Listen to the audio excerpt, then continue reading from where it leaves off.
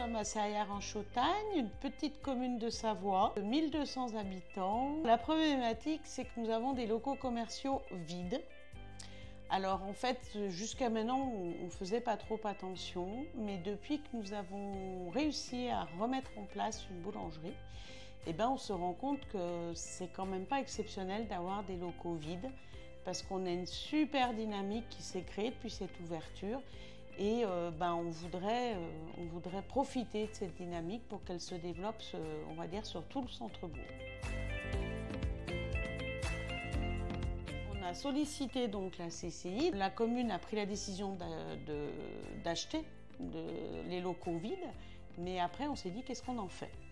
Donc on les a sollicités pour qu'ils nous aident à avoir un peu une idée, une perspective sur ce qu'on pourrait mettre dans ces 3 locaux, quel type de projet on pourrait essayer d'installer pour arriver à avoir un petit village dynamique où les gens ont quand même une offre conséquente. Alors l'accompagnement, moi, il m'a beaucoup ouvert les yeux parce qu'en fait, on avait un petit peu des idées préconçues au niveau de l'équipe.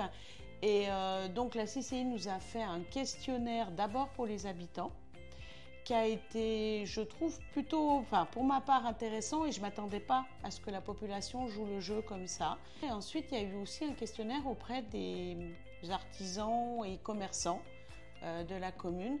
Donc là aussi, j'allais dire une découverte, parce qu'il y a des choses qui ont vu le jour, des idées qui ont été pointées dont je n'avais pas forcément conscience, moi, au départ, ni même l'équipe.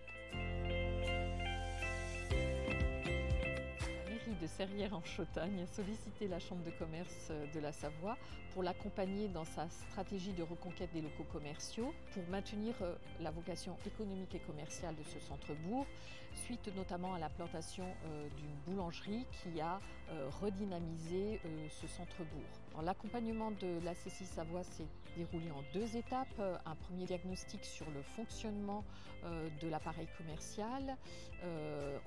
Nous avons réalisé une enquête auprès des habitants pour connaître leurs attentes et leurs besoins, ainsi que des commerçants. Et nous avons mobilisé les résultats de l'enquête ménage pour savoir qui consomme où, combien et comment. Ceci nous a permis d'établir un plan d'action qui repose sur plusieurs axes afin de dynamiser l'attractivité commerciale du centre-bourg.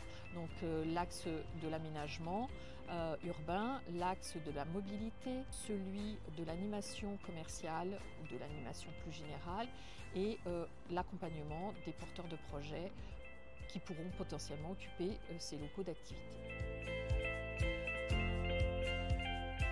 Ce qui ressort de tout ça, la priorité, c'est d'arriver à installer un distributeur de billets, puisque c'est ce que la population demande prioritairement. Et ensuite, donc, c'est de trouver des projets pour occuper des porteurs de projets pour occuper nos locaux. Donc, ce qui peut être soit dans l'idée des boutiques éphémères, soit dans l'idée des boîtes à commerce. Voilà.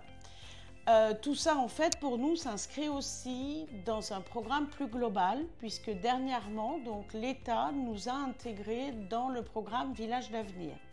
Ce qui veut dire pour la commune, en fait, l'apport d'un bureau d'études qui va étudier avec nous tout le réaménagement de nos centres-bourgs, donc y compris la partie commerce, mais pas que, la place de village, la circulation, le parking, tout ce qui s'ensuit, de façon à avoir un cœur de village très dynamique et le plus agréable possible.